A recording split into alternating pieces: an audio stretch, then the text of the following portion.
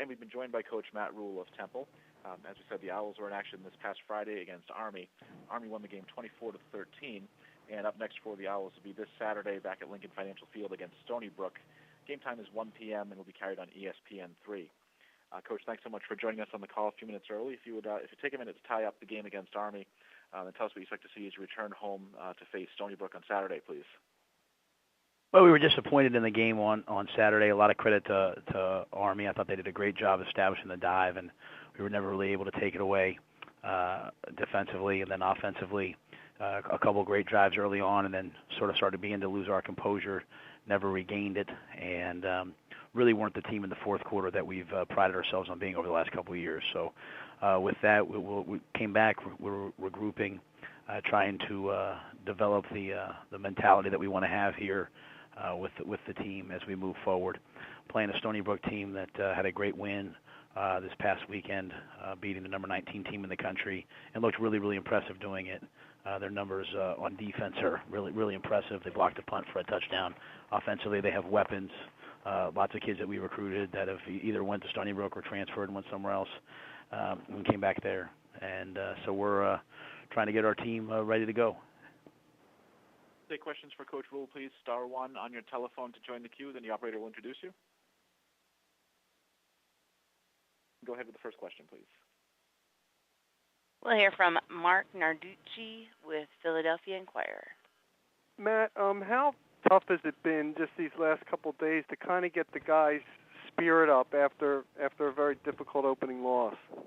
It hasn't been tough at all. I think we met on Sunday. We watched the film as a team. I thought guys saw all the things that we did wrong, and they saw all the things that we did right. And I think that they have a feeling from us as coaches that we know we're going to have a really, really good football team this year.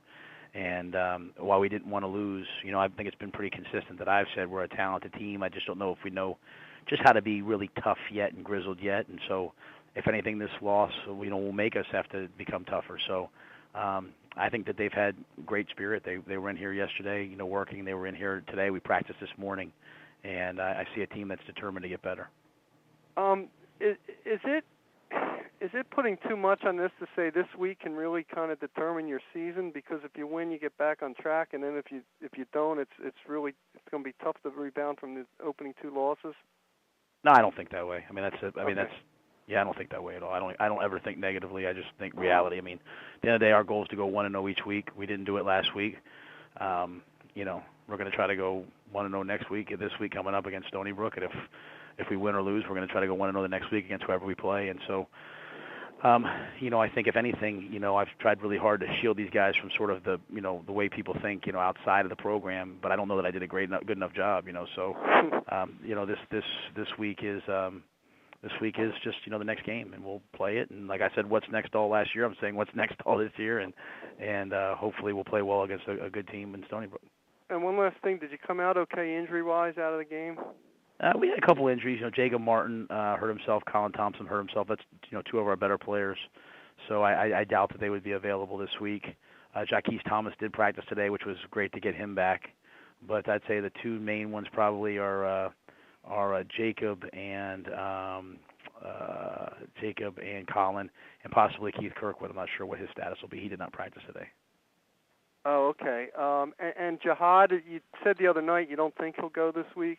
Yeah, he won't play this week. Okay. Thank you. Yeah, thanks, Mark.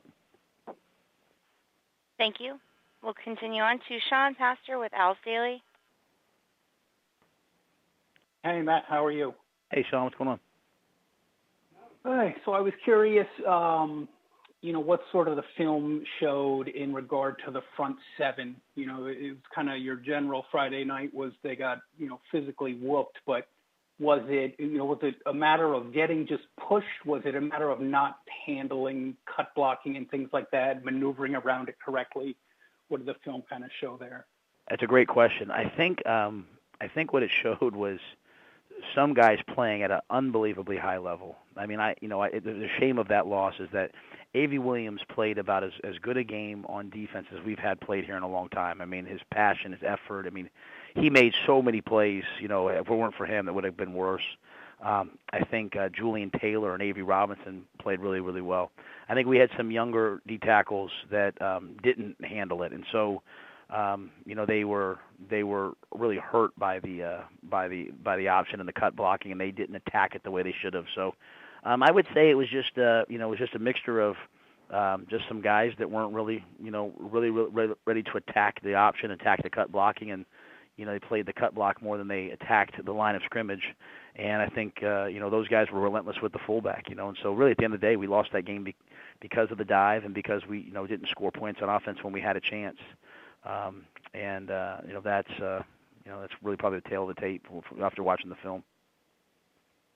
And then same sort of question about the offensive line. You ultimately gave up 4 sacks. Were there some new guys who weren't picking up assignments and stunts and so forth, or were there guys getting just beaten?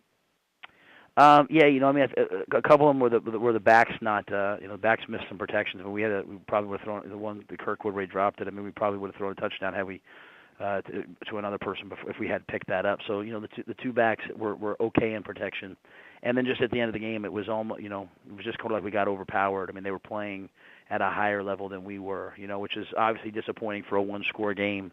That it's one score, it's 8 points, it's in the fourth quarter, and we're not dominating the line of scrimmage. So, but it wasn't all 5 of them. It was just we kind of struggled a little bit at the guard and center positions, but we were okay outside of tackle. Okay, thanks. Sure. Thank you. We'll go to Matthew Vender with owlscoop.com. Hey, Matt, how's it going? Good. What's up, bro?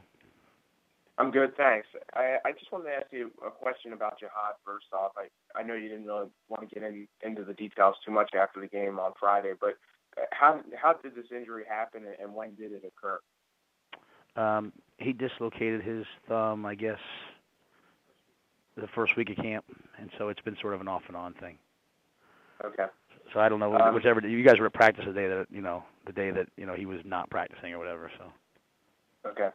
And also, just piggybacking kind of off what Sean said on the offensive line, are you going to look to make any changes potentially at those guard spots, or are you going to stick with Sullivan and Javon Fair and work in Brian Carter? Yeah, we rotated Carter and Sullivan the whole game, so we'll stay with those guys. I mean that's who we have, and I think they'll have to play better as we move forward. But they had some really good moments as well. So the pass protection, the sacks late were really disappointing, obviously. But those are the guys that we have, and those are the guys we'll play with. All right, thanks, Matt. Sure. Thank you. And we'll continue on to Henry Clay with Keystone Sports. Good morning, Matt. How are you? Hey, Mr. Clay. How are you, sir? Doing well. Yeah, coaches always say that first game of the season is always the toughest. What did this team learn from being the first game of the season and also playing a team as unique as Army? Well, I think the biggest thing that we learned is that we have to compete no matter what. I mean, the only disappointing thing for me I never get disappointed or too high about the score. I mean, obviously I want to win, but the thing that disappointed me was, it was a 10-7 game at halftime, and we were surprised or acting like, we were supposed to be up by more. But as I said to them, it was 10-7 the other way last year when we played Penn State. We were losing, and we had unbelievable energy. So just I think our team has to learn that every game is going to be a dogfight, and we have to come out with unbelievable energy and play and compete and love to play and play with passion, regardless of whether we're winning or losing. And if they didn't learn that lesson on Friday night, and if I didn't learn that lesson on Friday night, then as a team we won't. So I think that will be the takeaway, and I think you'll see a really good team moving forward. And what can you tell us about Stony Brook? What did you see? What have you seen from them, and how tough of an opponent will they be? Well, I think they're tremendously tough on defense. I mean, for them, they're like, they're 12th in the country in scoring defense, 8th in the country in total defense. They played a North Dakota team who was number 19th in the country, and really held them to 7 points.